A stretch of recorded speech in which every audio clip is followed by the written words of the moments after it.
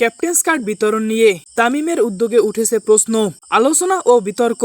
বাংলাদেশ ক্রিকেটে নতুন করে আলোচনা জন্ম দিয়েছে সাবেক অধিনায়কদের সম্মান জানাতে নেওয়া ক্যাপ্টেন্স কার্ড বিতরণ উদ্যোগ, যার নেতৃত্বে রয়েছেন তামিম ইকবাল। সম্প্রতি আয়োজিত এই কর্মসূচিতে সাবেক ও বর্তমান অধিনায়কদের একত্রিত করার চেষ্টা করা হলেও দেশের দুই বড় ক্রিকেট ব্যক্তিত্ব সাকিব আল হাসান ও মাশরাফি বিন মুর্তজা অনুষ্ঠানে উপস্থিত ছিলেন না। অনুপস্থিতির বিষয়টি নিয়ে সামাজিক যোগাযোগ মাধ্যমে নানা আলোচনা তৈরি হয়েছে।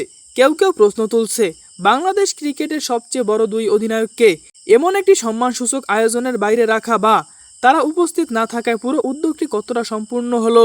এ বিষয়ে তামিম ইকবাল জানিয়েছেন, তিনি ব্যক্তিগতভাবে সাকিব আল হাসান ও মাশরাফি বিন মুর্তজার সঙ্গে যোগাযোগ করেছেন এবং পরে তাদের হাতে কার্ড পৌঁছে দেওয়া হবে। তবে সমালোচকদের মতে এমন গুরুত্বপূর্ণ আয়োজন আরও পরিকল্পিত ও সমন্বিতভাবে করা গেলেও বিতর্ক এড়ানো যেত। ক্রিকেট বিশ্লেষকদের একাংশ মনে করছেন, ভালো উদ্দেশ্য থাকা সত্ত্বেও এই ধরনের অনুষ্ঠানগুলোতে বড় তারকাদের অনুপস্থিতি জনমতে বিভ্রান্তি তৈরি করে এবং বিষয়টিকে অপ্রয়োজনীয় আলোচনার দিকে নিয়ে যায়।